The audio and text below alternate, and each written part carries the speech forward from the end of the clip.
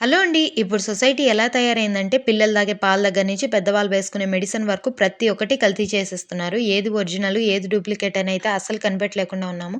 ఎంతైనా మన ఇంట్లో చేసుకునే ఏ చిన్నదైనా కూడా దానికొచ్చే సాటిస్ఫాక్షనే వేరు కదా! సో, ఈరోజు నేను మా ఇంట్లో నెయ్యినైతే ఎలా ప్రిపేర్ చేస్తున్నానో మీకు చూపిద్దామని ఈ వీడియోనైతే షూట్ చేశాను. ముందుగా నేను పాల మీద మీగడనంతా కూడా ఒక బాక్స్‌లో వేసేసి ఫ్రిడ్జ్‌లో పెట్టేస్తాను. ఇలా 1 వీక్ వరకు కలెక్ట్ చేసిన మీగడనంతా కూడా ఒక మిక్సీ జార్‌లో వేసేసుకొని అందులో కొన్ని ఐస్ క్యూబ్స్ అయితే యాడ్ చేసి మిక్సీ పట్టేసుకున్నానంటే నాకిలా వెన్న అనేది తయారైపోతుంది. ఈ వెన్నని 2, 3 టైమ్స్ నార్మల్ వాటర్‌తో వాష్ చేసి ఒక పాన్‌లో వేసి స్టవ్ పైన పెట్టానంటే నాకు ఇంట్లోనే ప్యూర్ ఘీ అనేది రెడీ అయిపోతుందండి. ఈ నెయ్యి కాచేటప్పుడు నాకొక విషయం అయితే గుర్తొచ్చింది. మా ఊర్లో ఒక ఆవిడ నెయ్యి కావాలని ఎవరైనా వాళ్ళ ఇంటికెళ్తే అందులో కొద్దిగా నెయ్యి, నూనెనైతే యాడ్ చేసి వేసేది అందరికి.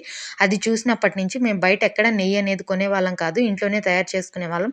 ఇలా తయారు చేసుకున్న నెయ్యిని మేము పిల్లలకి యూజ్ చేస్తాం. వీడియో నచ్చితే సబ్స్క్రైబ్ చేసుకోండి. Thank you.